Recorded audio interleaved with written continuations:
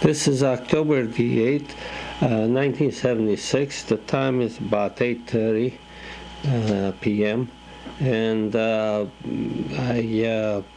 would like to follow through on about getting a job.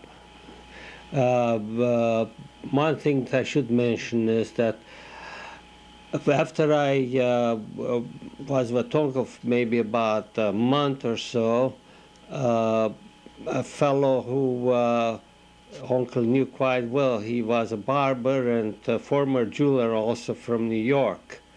And he opened a jewelry store on Madison and Paulina.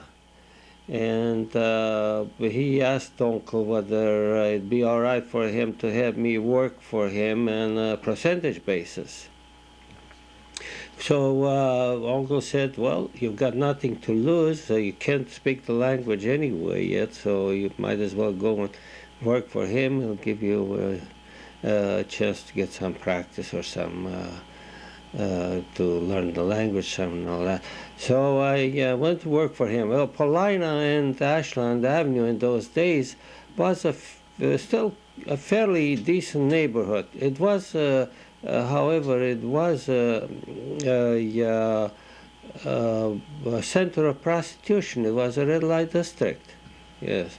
Of course, I didn't know about it too well. I found it out quite a bit later. But I worked there, and there was hardly any work coming in the store. So he, in order to keep me, he even went out and tried to get some work for me from other jewelers. So I just stayed with him. But even so, there was hardly enough. He himself didn't make a living, that's for sure. While I was there, during the short time that I was there really, he took in clothing in half the store. And well, as luck would have it, the first day or something the clothing came in, he sold about 2-3 suits, and he was very happy about it. But I don't think he sold a suit again for the next 3 weeks or so. And, but he meant well. He was quite a smart man, and he had a lot of experience in life. He knew New York quite well. I don't know, somehow or other, it always seemed to me that he felt sorry that he wasn't in New York. Nobody forced him, I suppose, to leave New York, but he was always talking about New York kind of longingly. So I quit the place over there, however, as soon as I had a chance. And then after that, I went to work for a German fellow on Lincoln Avenue who was recommended by a material man, as I've said before. By who? By a material man, a material peddler, who fellow sold materials to Uncle. This fellow Kaiser had a very beautiful store on Lincoln Avenue. As a matter of fact, I would almost say that it was one of the finest jewelry stores in Chicago, outside the Loop. Nice. Yeah, very nice, very beautiful store. And in those days, Lincoln Avenue was where he had the store. It was really the most important location. And but somehow or other he didn't like to be in business. He was a very thin man and always reflected the impression that he was tired. He was sort of tired and bored with the business. The greatest thing he used to like to do was to take his Dodge out on Sunday and go out for a spin. And in those days, if you took a Dodge out on a Sunday and go for a spin for about 8 or 10 miles going and coming, if you came back without having any trouble with the car, you were all right. But he always seemed to have trouble with the car. And everybody would always come and tell him about where he can get a better mechanic to fix it. And but he was a fine man, though, and but me speaking German, he was. I think he would have kept me there as long as he could, just to have somebody to speak to speak his language to. A lot of people used to come in there, and one thing that I remember now was that the Germans in those days felt that the war, the First World War, was a fabrication by the British and the Americans. He had a theory that it was the British who set it up, or might have even had their own boats or gunboats torpedo the Lusitania, so that this country should go into war against Germany. And strange as it seems, the Germans, not only the Germans, but to look back to it now, a lot of the Jewish people were siding with the Germans those days. I think that was due to the fact that Yiddish is so much of a German language, so they were siding with, naturally, with the Germans too. However, there were two brothers that were in jewelry jobbers that used to sell merchandise, and they were of German descent. And they used to come in to him and always tell him about how they're going to put on the uniform and go and show the Kaiser a few things for the way he is, cut him down a notch and all that. And when those fellows used to go out, he used to cuss the devil out of those brothers, or whichever brother used to call on him at the time. And he used to think they were just terrible, to think that they as Germans would talk that way. I didn't work for him very long. I worked for him a very short time, and I found that $18 a week for me was quite a sum, paying only $4 a week for board and all that. So about 3 months or so after I worked there, I come down one morning, on a Monday morning, and he waits for me at the streetcar and tells me, I waited for you at the streetcar to tell you that I sold the store, so you should know that you'll go in there, they'll tell you that I'm not there. And however, I still have a little work to finish, and if you want to, you can go in and finish the work. So I went in there to finish the work.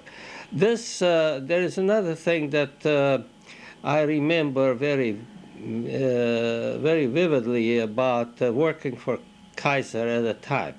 At the time that I worked for Kaiser, little wristwatches started coming into style. And they were very expensive than the ones that were more stylish, were imported from Switzerland. But Elgin had also started to manufacture some of those little watches. Elgin watches were sort of round. They weren't as stylish as the Swiss. So naturally, the women and girls would prefer the more stylish watches to the Elgin watches. Well, Kaiser used to like to sell the Elgins because he used to say those Swiss watches, which was true too, were no good. They were hard to repair. They were causing a lot of trouble and all that. They were, in order to make them small, they were very compact, very close. In those days, they weren't tooled up for work like this, and neither were the people experienced enough to work on small watches like this. Well, he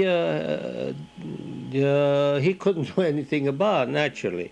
One thing that occurred to me after that, but the way things are today, is that in those days, the Swiss watches came in, And people want to buy Swiss watches because they were stylish and all that, against the American watches, which were supposed to be better and all that.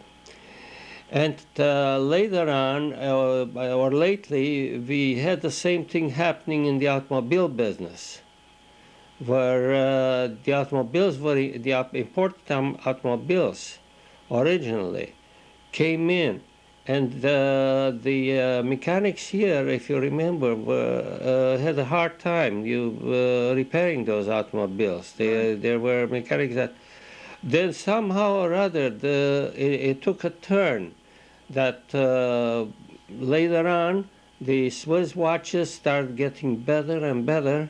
They got better to the point where they were far, far superior to the American watches. And the American watches had a hard time competing, hard time having their factories going, while the Swiss watches went ahead and they started selling more and more. And I'm just hoping that it doesn't happen to the automobile business. That's about to wind it up there. I hope that it stops to this point. Well, that.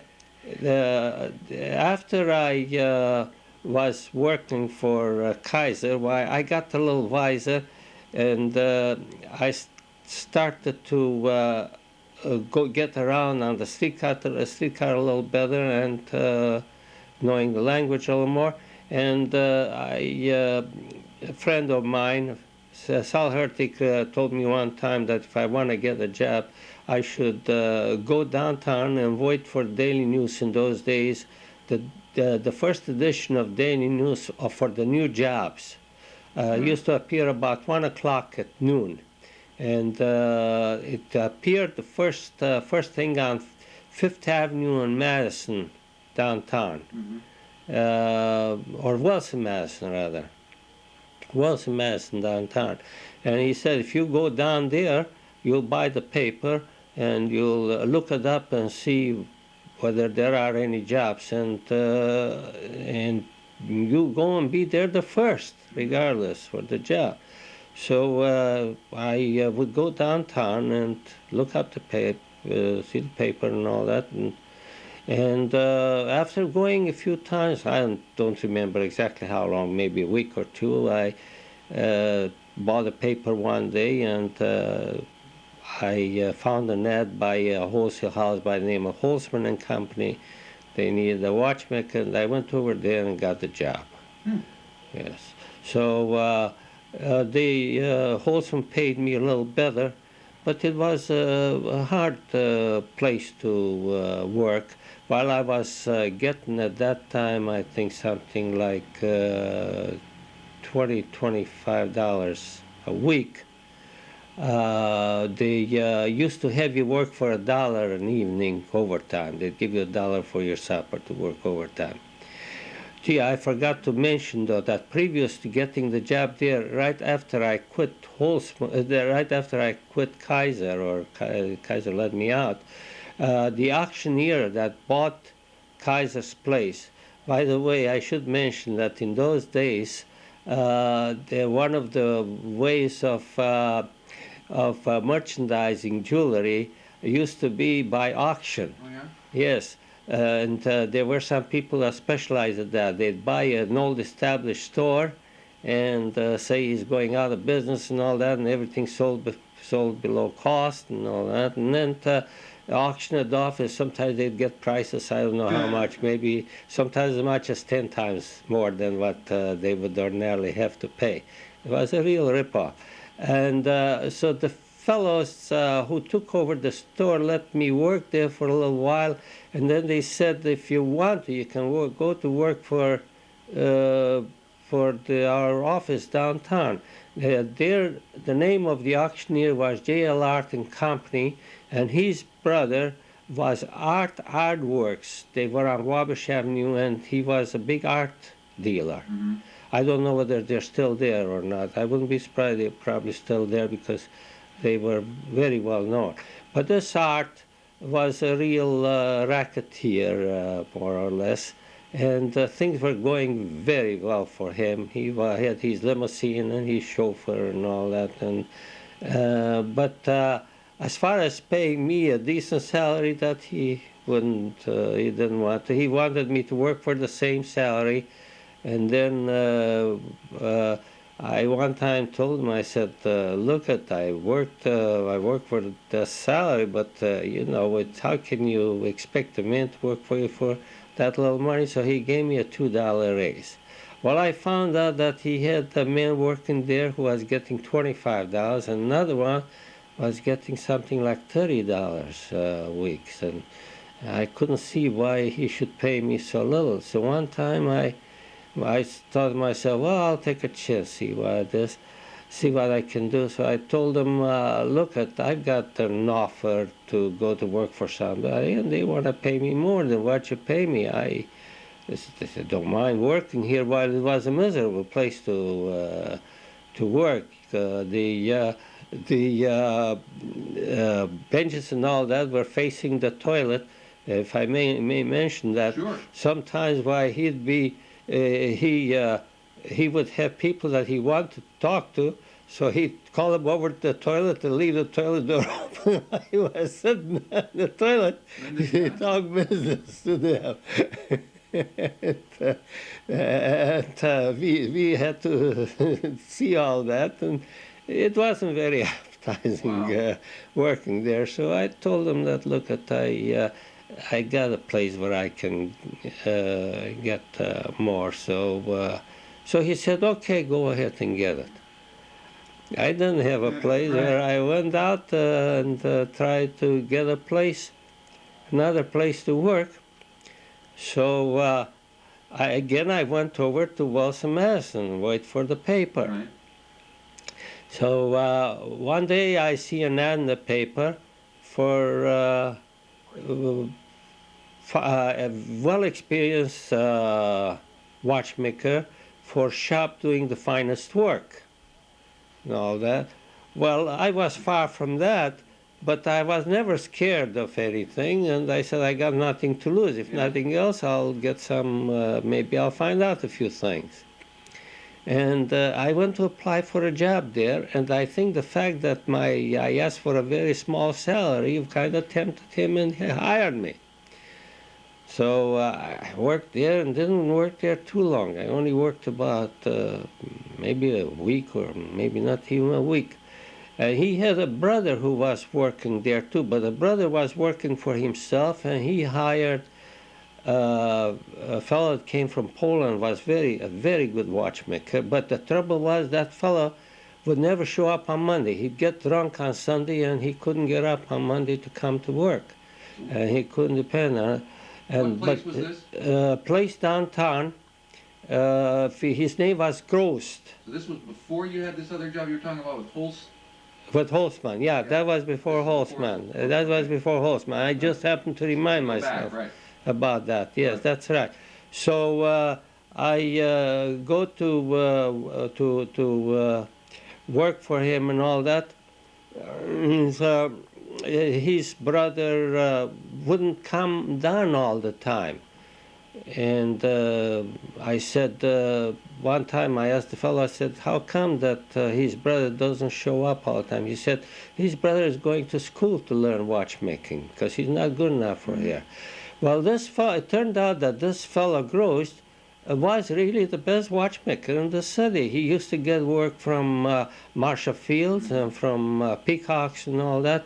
And he used to get pretty near twice as much for a watch repair as a retail store would be getting. But his work was excellent. When he got through with it, he used to say that when I work on a watch, I don't just want to repair it. I'm looking for trouble so that I should make it better than it was even. Well, he'd take a watch sometimes and work on it a day. Well, if he got $10, $12 for the watch, it was a good price. Wow. Of course, the work a day on a watch wasn't every day, but every now and then it would happen. But the Polish fellow was very fast and very good, And even the few days that he worked there, it used to pretty near give him enough work to pay for him to keep him. But I remember, just to give you an idea about how inflation is now, he was boasting to me that that fellow was making something like 5 cents a minute or something like that. Let's see, that would be 5 cents a minute or some $3 an hour. No, that wouldn't be it, you know. Or something like a cent a minute, something, I don't remember.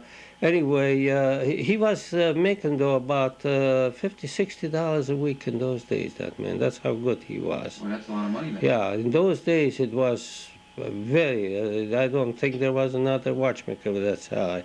But of course he'd miss one day. Well, I was only making about, I think he was paying me about $25 a week.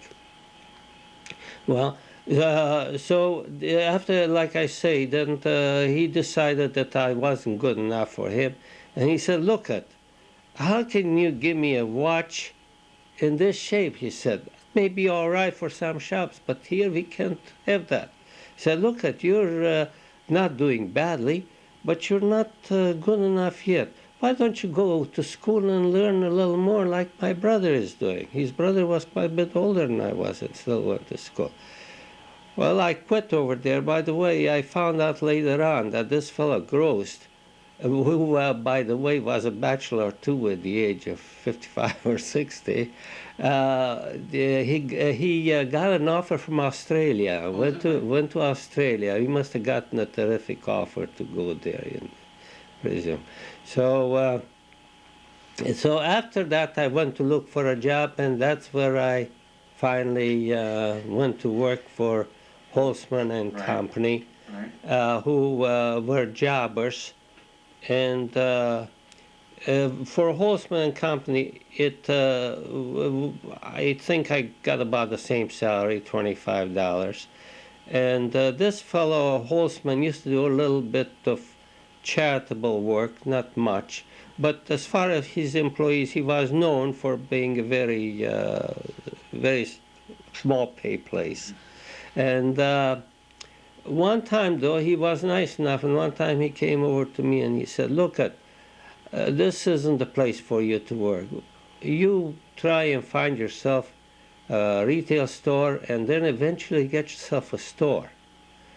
Now, I don't know whether he did that only because he wanted me to go in business or because he was a wholesaler, so he wanted as many people to know as possible to buy my merchandise from him. Although I'll give him the benefit of the doubt that he just... Well, I worked there quite a while, and it was a nice place to work, strange as it seems, because there were always people coming and going. There was a big turnover in employees. So you'd always learn people, and there were some young fellows about my age working there and all that, and I had a chance to learn quite a bit from them and all that. So after working there quite a while, my uncle told me one time that the same fellow who recommended me the place to work for Kaiser, or no, before that I went to work for a different place too. When I got through with Holzman, I went to work for a place by the name of Peck, S.A. Peck. And S.A. Peck was also a very good watchmaker, very fine watchmaker, but still wasn't as good as this fellow Grost. As a matter of fact, he one time boasted to me that, oh, next to Grost, I guess I'm about as good. So working for Peck, I worked probably about 3 months over there. But after 3 months, Peck came and he told me that I'm not efficient enough for him, but that Peck said it wasn't because he didn't let me go because I wasn't efficient enough. He let me go because he only had room for 3 benches. He hired 2 watchmakers. One of them was a former partner of his, and the other one was a Hungarian hunchback who was a very, very good watchmaker. So was the other fellow, Henken, a fellow by the name of Henken, was a very good watchmaker too. And this Henken, by the way, was was an uncle of a very good friend of Genevieve's. As a matter of fact, his niece is the one, I don't know if you ever heard about her. She played the cello, and one time riding the bicycle, she fell off the bike and she lost a thumb. Oh boy. And she kept on playing the cello. Yeah, she kept on, and she was good, and she played the piano very well too. Was a good pianist. She turned out to be a very fine musician, and she married a fellow who was also a musician. But this is irrelevant. So anyway, this fellow Henken worked there, and Novotny, the hunchback, and I found out that he wanted me to go so he can sit down at the bench himself and work. He felt sorry that he isn't. But he was also a very good salesman, and he used to buy and sell diamonds there, and used to sell watches. He'd get a watch line and all that. And somehow or other, he had just a part of an office up there, and somehow or other, he would do quite a bit of business. The thing was busy all day long, people coming and going and doing business. The fellow who used to, if I can mention this, what happened over there now, the fellow who rented him that little space was a fellow who was an agent, not a salesman of jewelry or wholesale, an agent, manufacturer's agent. Mm-hmm. And he used to go out and sell to different wholesalers and some bigger retail jewelers or jewelers that had more than one store. And he had a secretary working for him over there. And that secretary would be late every morning. And every morning he'd argue with that secretary. You would think it was his own daughter. Why he didn't fire her, I don't know. But he'd argue with her, and he wouldn't fire her. Well, we used to know already, well, she's here. And we used to hear it because it was only a partition between the two offices. You know, it was one office partitioned off. Right. So it was very easy to hear that. One day, a very handsome fellow comes in there, and I found out it's his son. So his son comes working for him and all that, and his son was supposed to be going out to sell too. But the son was always in the office. And what was going on at that office I could never describe, but I know one thing, that it was so noisy.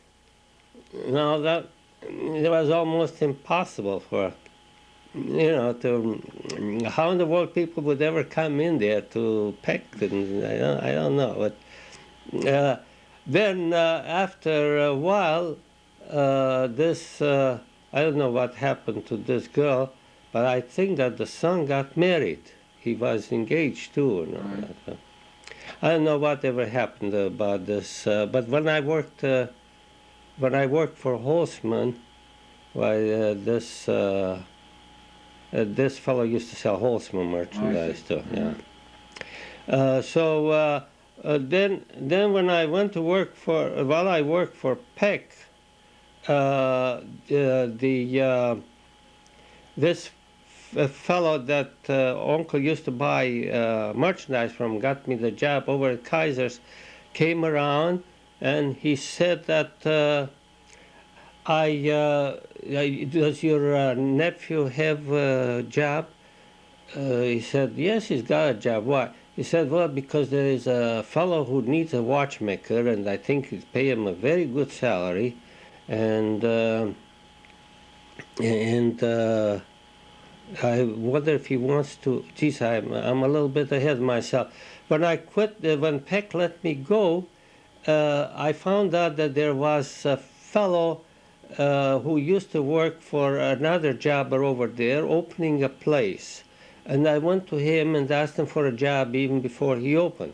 And he said, yes, as soon as I open, you can have the job. I went to work for him. He was a very, very fine man, very fine fellow, and I like working for him very much. He fixed up a very nice office for me, for a watchmaker's office and all that, and he had a carpenter put up all the shelving and whatnot.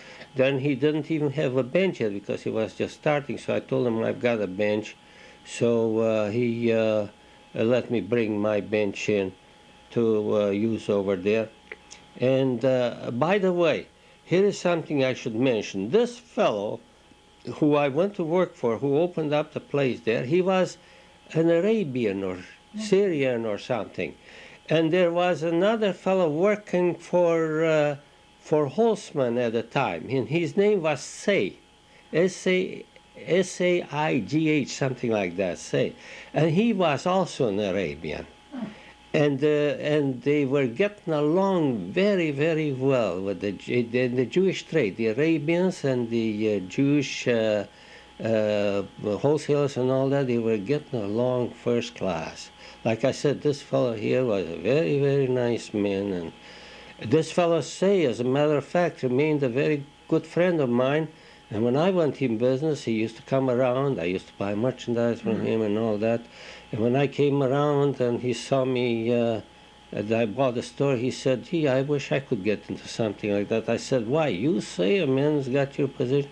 He said, yes, I wouldn't mind having a place like this. And he said, I wish you would have taken me in as a partner. You know? So anyway, this is irrelevant. This fellow I went to work for, I worked there for quite a while, and one of the greatest business he used to do was from the fellows, the fakers. We used to call them fakers. They would buy watches that were imported from Switzerland and said 21 jewels and all that, and the jewels were made out of celluloid. They were written and made out of celluloid, yes. And the cases were, they used to sell them, the movements and the cases separate.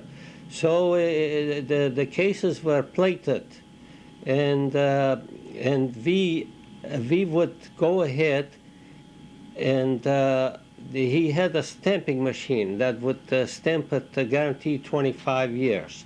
They never stamp them 14 karat gold or anything, 25 years or something like that. And they'd buy those watches and go over to the Northwestern Station, or and instead of selling them the Brooklyn Bridge or Northwestern Station, they would sell them that watch when they come in from out of town. Yes, and sometimes I'd be very busy, but at Holzman's too I'd be busy with that. So some of those cases used to be stamped 5 years, guaranteed 5 years. So I had to sort of over engrave on that 5 years so that it doesn't show, and then stamp it, you know, punch out the 25 years. And we were very busy with that. Some of those fellows were very nice, and they used to bring me work and all that, you know, and naturally I wanted to show that I'm doing some work. But stranger it seems, even though the place was newly opened, he started doing business right away. And he did such a good business that just to show you how that in a very short time, maybe not more than 4 or 5 years, he retired and went to live in California because he made $100,000, and he made it his point that when he'll have $100,000, he'll retire and go to California. And retired a young man. I don't think he was even 50 at the time. So that's what it was over there. Then this fellow came in and he told Uncle about the place. Right. So I didn't know how to get over there. The place was on Chicago Avenue in Austin. It was Chicago and LeClaire or something like that, about 5002 or something, or 5010 or something like this, Chicago Avenue in Austin. I went to work for that man over there, and Uncle did all the talking for me. But strange it seemed by that time I spoke English quite well. And he gave me the job, and believe it or not, he gave me $40 a week, and that was a high salary over at that time. It was really a high salary. I doubt if 400 or maybe even $800 a week now can do as much as right? $40. Yeah, $40. Everybody used to envy me. That is compared to earning power and all Right, that, right. Not, it was terrific. So I worked over there, and that was one of the best educations that I ever got. I got in that place. I think that if I would have gone, even if I went to college or any place, I wouldn't have learned as much as I learned in that place over there. The man was a Scotsman. His name was McCaig, and he learned to watch repairs by himself. He just bought his tools and watches almost like Henry Ford did.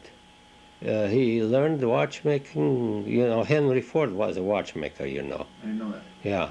So he learned it by working at and all that, and just working and working, and he did railroad work. And then when he knew enough, he went to work downtown for a Litton department store, not Henry's Litton, the hub, but the department store Litton was. No, Sigel Coopers. Sigel Coopers was a department store, also like the hub or Rothschild's. And then I think he went to work for Sigel Coopers.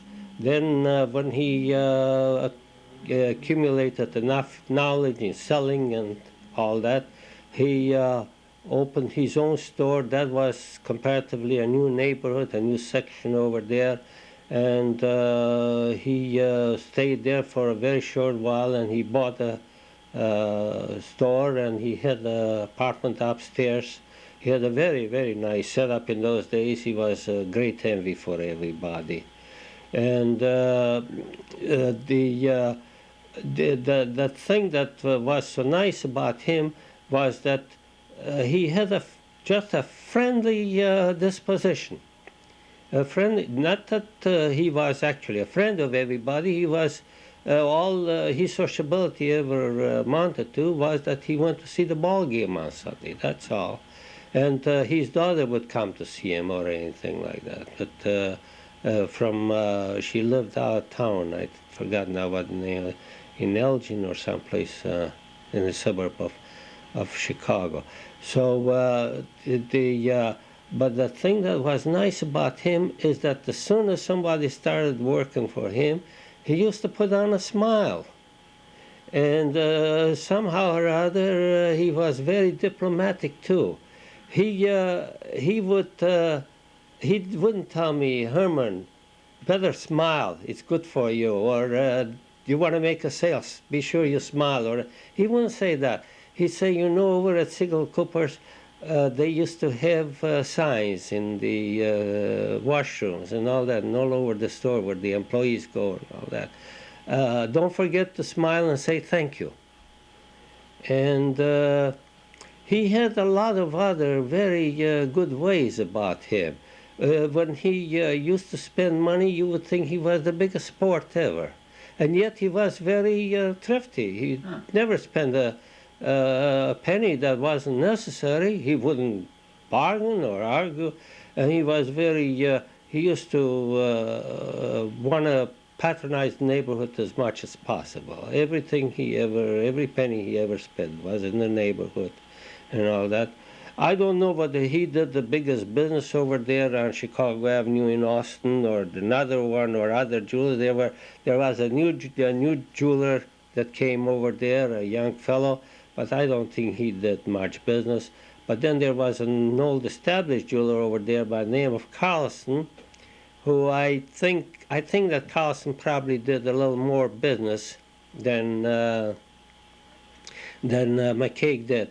By the way, there were, in those days, a lot of the watchmakers were Swedish watchmakers, Swedish and some Norwegians. But the Swedish watchmakers were considered about the best watchmakers in Chicago. That is overall. And, not counting Gross. Gross happened to be Jewish, but overall, the Swedish, you know, if you got a hold of a Swedish watchmaker, he was That was good. the best, Yeah, he was good. So this Carlson, of course, had a very nice life. In those days, everybody used to envy see somebody who had a store like this.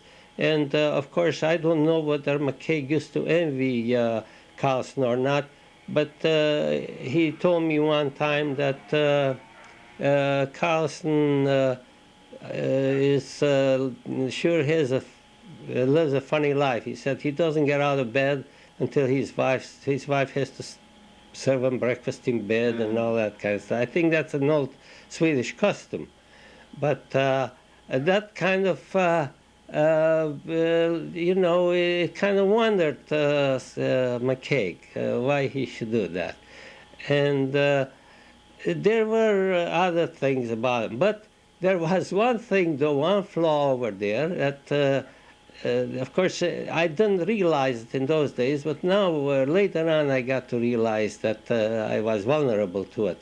And that is that he had a wife, McCaig had a wife who was a nervous woman.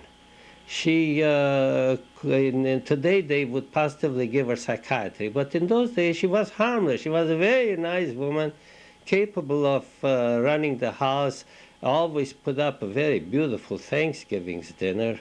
Now that, by the way, in those days, he used to tell me that, believe it or not, but my Thanksgiving's dinner cost me $50. And that was, you know, I couldn't see how anybody could spend $50 for a Thanksgiving dinner. But she would run around and jump around and all that. And all of a sudden she'd come in the store and run to the cash register, punch it, take out the money and walk out. And he had to figure out that his wife was probably in. But he never asked me, was my wife in or anything like this, and I knew that he must have missed that money because she never marked down what she took or anything like that. And he never once said that, told me anything about it. He probably knew that she does that. Well, he used to depend on me, but even I must have had quite an accident at the time, but he used to depend on me very much on sales. And when somebody would come in and want to buy something, he didn't believe in taking the sale out of my hands or anything like that. If I were on the sale, why, even if I lost it, he would let me go through with the sale, that's all. One time, I remember I worked there around Christmas when I had to work evenings and all that, and somebody came in and said they want to see a diamond ring. And I went over to him and I said, Mr. McCaig, look at this lady wants to buy a this couple wants to buy a diamond ring. You want to take it over? So he said, oh no, you go ahead and go through with the sale. I went ahead and I made the sale, and I remember they all killed me. Well, Herman, the diamond salesman, and all that, you know. By the way, that time I must have been about 20. This is about 3 years after It's about 3 years, maybe not even 3 years, because it wasn't long after. Probably not even 20. He also had a young girl by the name of Annis. Ruth Annis worked there. And Ruth Annis used to go to the University of Chicago. And she was also a piano teacher. And she, from what I understand, she played piano quite well and all that. But she was a brilliant, she must have been a brilliant girl. And he said one time, I presume, I don't think he had any malice in his heart or not. He said she should be a brilliant girl. She's got very good parents. They're both very bright. And I think that her father was Jewish, he said. I said, oh, is that so? He said, how, what makes you think so? Well, he said when he died, when Annis died, her father, she had only a mother. And I saw the men coming in. They came in with those little things on their heads and all that. So, so I guess they must have been Jewish, all right. But they were, they got away from it. I don't know. One time I even mentioned to that girl, Ruth Annis, that do you think really that Was your dad Jewish? He said, oh no. So, well, I couldn't, they probably got away from it because the whole, the town was positively a Gentile town, and all that. But that wasn't anything to talk about. But one time there was a fellow by name of Fairchild running for alderman over there. And naturally, as an alderman, he would go into different businesses and all that, making himself known. And he comes into the store. And he talks to Mr. McCaig, and I just listen. I don't say anything. And then he said, oh, that Jewish fellow over there. And then he said, you know how much I like them. And then he sees me over there, and I actually don't look non-Jewish, Yeah. So he said, say, is he Jewish or not? So McCaig said, no, Herman is Romanian. Well, what was he going to do? It's on the spot. Well, he wasn't lying in a way. So, but all in all, there was I picked up quite a bit of, well, maybe I should say I ungreened myself. I got Americanized over there quite a bit. I worked there for quite a while, and then it must have been about 3 years or so. Either it must have been, then I must have been older when I started at my case. I must have been more like 23, 24, something like that. And then... You're still living the same place? Yes, I was always, all this time I was living... Well, do you want me to go on and tell you about my life at home, or should I go on with the... it doesn't make a... Maybe I can go on with the life at home now, all right? Sure. Okay, so all this time I was living with Uncle, and like I told you, Sal Geller had a hard time getting a job. Right. So Uncle got him to repair some clocks. He had a franchise, more or less, to repair the clocks for Central Watch Company. They had clocks in different buildings, and the people would go around and punch the clocks to show they're on their job. Punch clocks, right. They're watchman's clocks, they call them. So, you mean when you do your rounds, you mean? Yeah, when he does the rounds to show that he's been at that certain spot at this and this time. Right. So the men would bring him in those clocks, and he'd be working. Sometimes he'd bring in 8 or 10 clocks, and he's back, and and all that. And so Uncle went to him and offered Sal the job of giving them to fix the clock. So Sal picked up, Sal, that's your grandfather, he picked up the, the clock repairs very fast, the trade quite fast to fix clocks. And while he was there, naturally, he was looking for a job, because that wasn't no job really, it was just a little something. But things were getting bad for him, so they told him that, they told your grandma, Sophie, that why don't they move in with them? Because they had to pay, I think they were paying something like $20 a month rent in those days, which was a lot of money at that time for a stove-heated apartment and all that. To move in with them, and they'll, whatever they can, they'll pay, if nothing else, Well, they moved in, naturally, at least this way they were getting their food and a place to live. I don't remember if your mom was born at the time. I don't know. I think your mom used to be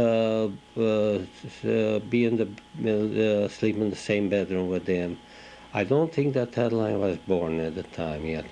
And while they moved in there, they lived there quite a while.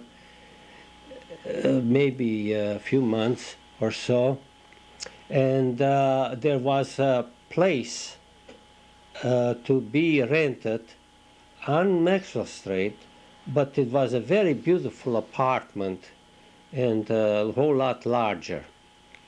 Over there, when they moved in, they took the bedroom of the roomer they had, and I was still sleeping out in the living room, you know, on a day bed, you say. So when the opportunity showed up for the apartment over there, they went out, and somehow or other they figured out they could probably make it in that apartment over there. So when they moved in that apartment, between them, between your grandma Sophie and her mother, they decided that they eat different than uncle would eat. Uncle and auntie had different way. They used to like soup every day, like for instance, and all that, and boiled meat. And Sophie and Sal didn't like soup and boiled meat so much. They would like a little roast sometimes, or pot roast and whatnot. And so they decided that they'll do their own cooking, and Sal and Sophie will do her own cooking, and I should be eating with them instead of with uncle and aunt. So I went ahead and I started eating over there, and by the way, over there I had my own bedroom. They got a bedroom for me on Maxwell Street, because that apartment there had 3 bedrooms. I see. So they gave me a bedroom for myself. But they had a bed, but they didn't have a mattress. So they gave me a mattress, and it was filled with straw or something. And boy, it was the hardest thing to sleep on. I wish they would have let me sleep on the day bed. Well, I complained. I didn't complain too much, but still, I just said it's hard to sleep on that thing, you know, and all that. Well, they didn't like it either, and I know as much as it was hard for them, they went out one day and they bought a mattress for my bed, and naturally that I slept a lot better then. Then, while we lived over there, by the way. While we lived over there, we lived right across the alley of Gladman Brothers. You ever heard of Gladman Brothers in Chicago? They're Gladmans over here. They're cousins, I understand, of the Gladmans. But over there, Gladman Brothers got to be very big, you know. They got to be big manufacturers and distributors and wholesalers and everything.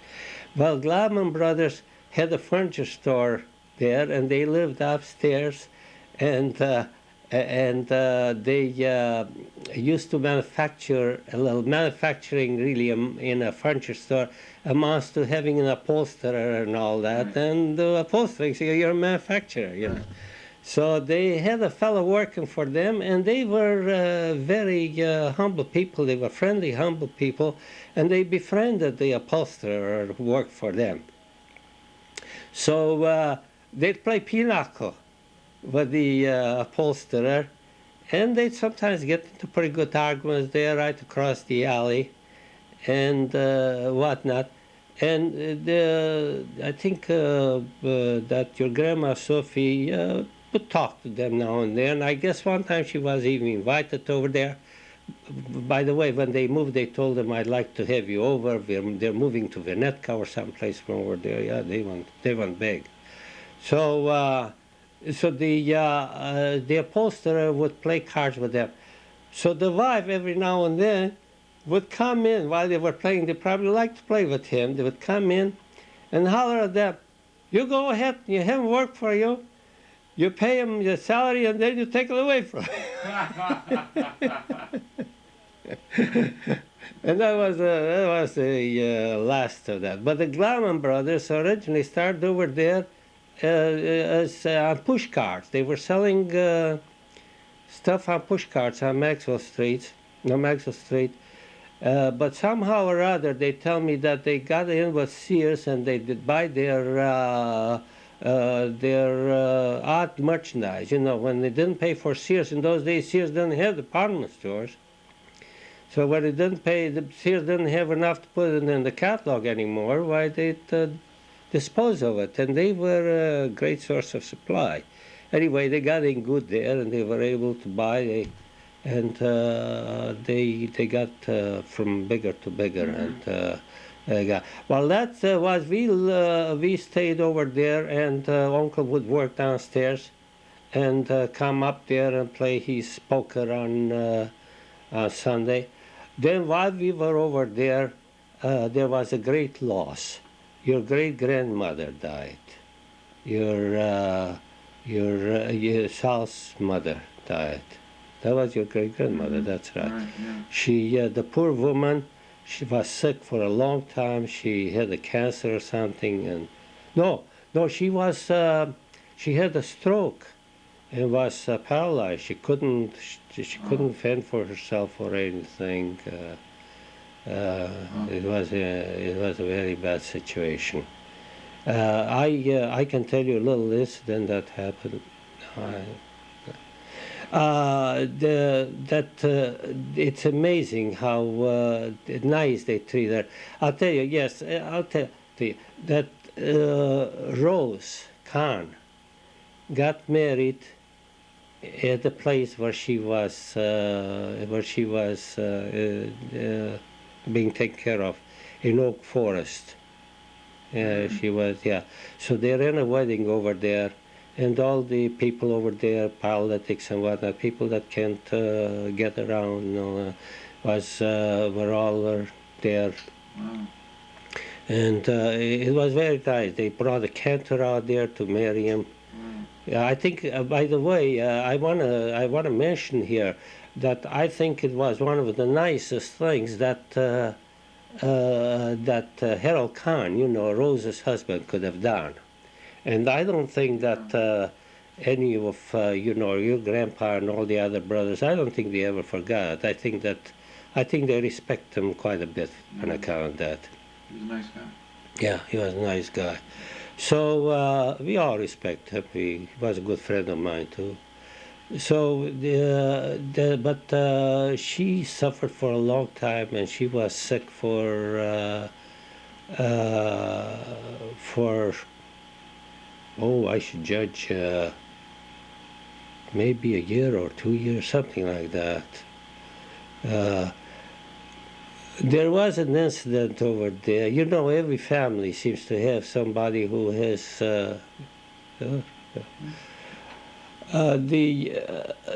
this great grandmother of yours, poor woman. She was such a nice woman, always smiling and all that, and she raised such fine boys. All the boys were very fine, and I think that this fellow was a very, very fine fellow too, this Muttle. She had a son by the name of Muttle, a brother of your grandfather's. Well, Muttle was a fruit peddler. And there was a fellow that I knew quite well too, Ike Springer, who was also a fruit peddler. Ike Springer had a sister. Muttle was married in Europe, and he had children over there in Yash. Mm-hmm. And then he came over here, and when you come over here, a lot of the fellows, I don't know what kind of wife he had or anything. That's something, you see, we only hear half the story. Right. And we don't know what kind of wife he had. Maybe he was glad to run away from her to come here. Well, he didn't get a divorce. Mm-hmm. And this Ike Springer's sister, they say he married her. Huh. Whether he did or not, I don't know. Maybe, I think maybe he didn't marry her because, if I'm not mistaken, I think they had children too. But he never divorced the other one. Yeah. See? And then, so this mother of models, of all the luck, had to be lying down next to this woman's mother, this Ike Springer's mother. See? Yeah. And it not enough that she had the stroke, but she had to suffer from that too.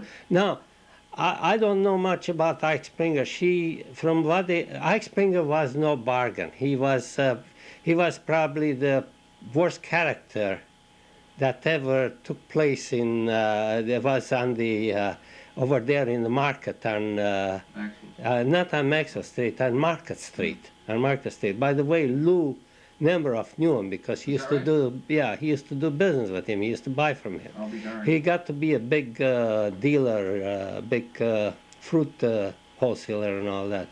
So I don't know, but it didn't seem to help her very much, you know. I wouldn't be surprised that that has something to do with the poor woman, you know. She had to suffer so much more on account of that. But anyway, maybe she got used to it. So can I? Well, we're running down Yeah. here, so... Well, there isn't much I can say anymore about this. At any rate, we lived on Mexico. So when that happened, Yeah. they broke up housekeeping. Rose Khan broke up housekeeping when the mother went to the home there to Oak Park. And Abe Geller came to live over there, but he didn't stay in the same bedroom with me. They they let him sleep on a day couch. So when Abe Geller got to live over there, Abe Geller didn't want to bother him for board and all that, and I guess he wanted the freedom, so Abe Geller would go to the restaurant every day to eat. So now you were all there now? Yeah, we were all there, but Abe's, Rose wasn't there. And the kids, Henry and Sarah, their father took back, naturally, so they weren't there anymore either. But we were all over there, and Abe Geller was there. And then I sort of envied Abe for eating in the restaurant. So I said, listen, I'll go with you to the restaurant somehow. I don't remember exactly how it came about, but I went to eat in the restaurant. I ate in the restaurant a long time. Maybe that's why I don't mind eating in restaurants and all that. It was a very good restaurant I used to eat too. They used to know me over there, and I used to like the food, and I used to pick what I wanted, whatever I wanted. And then Sunday, when I belonged to the club, we used to go there for the for Sunday dinner after the club meeting. Should Okay. No, I think we should wind it up up? there, Oh, and we'll talk more okay. about that the next time. Yeah, I'll remember about this. Okay. Yeah. Okay. That's it.